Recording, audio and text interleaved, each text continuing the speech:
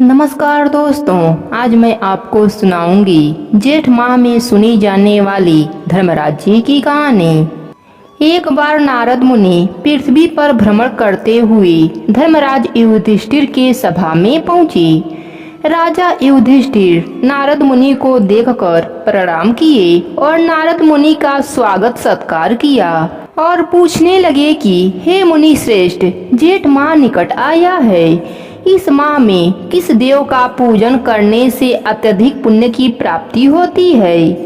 धर्मराज युधिष्ठिर की बात सुनकर नारद मुनि ने कहा कि इस महीने में ब्रह्म मुहूर्त में उठकर स्नान आदि निवृत्त होकर पीपल तुलसी सींचना चाहिए। साथ ही सूर्य भगवान को अर्घ्य देना चाहिए। साथ ही धर्मराज जी का नित्य नियम निभाना चाहिए और जल का दान करना चाहिए।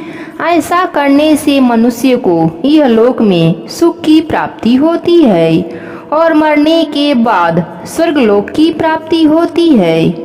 नारद मुनि अपनी बात जारी रखते हुए एक कथा सुनाते हैं। प्राचीन समय की बात है कि एक ब्राह्मण था। वह न तो देवों का पूजन करता, न दान दक्षिणा ही देता था तथा सारे पाप कर्म में लगा रहता था। उसकी संगति खराब हो गई थी। सारे दिन मित्रों के साथ इधर उधर बैठा रहता तथा घूमा करता था, ना कोई काम काज करता था। इसके विपरीत इसके पिता श्रेष्ठ आचरणों को करने वाले तथा धार्मिक प्रवृत्ति के थे। उसके पिता दान धर्म में लगे रहते थे। इस कारण उसका विवाह एक अच्छे कुल में संपन्न हुआ। उसकी पत्नी का नाम लक्ष्मी था। उसकी पत्नी धार्मिक प्रवृत्ति की थी और सदैव देवों का ध्यान करती थी तथा भगवान का पूजन किया करती थी और अपने पति को खूब समझाती, पर वह न मानता। इस तरह समय बीतने पर उसकी पत्नी की मृत्यु हो गई। उस समय जेठ माह चल रहा था। उसकी मृत्यु होने पर धर्मराज जी के परिषद उसे स्वर्गलोक में ले गए। उसकी सेवा पूजा भक्ति से प्रसन्न होकर धर्मराज जी ने कहा कि हम तुम्हारी पूजा भक्ति और सेवा से बहुत प्रसन्न हैं, इसलिए तुम एक वरदान मांग लो। तब उसने वरदान मांगा कि हे प्रभु, यदि आप मुझे वरदान देना चाहते हैं तो मेरे पति को भी मेरे पूजा के प्रभाव से स्वर्गलोक में जगह दे दें।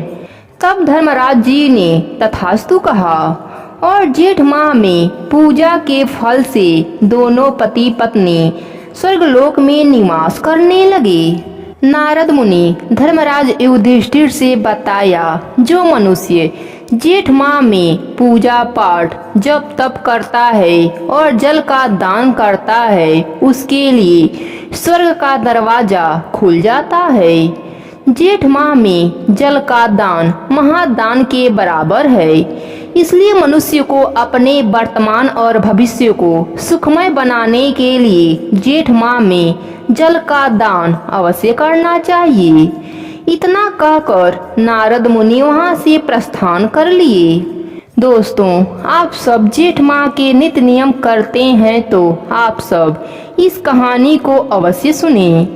जेठ माह की और भी कहानियाँ सुनने के लिए आप हमारे चैनल से जुड़े रहें।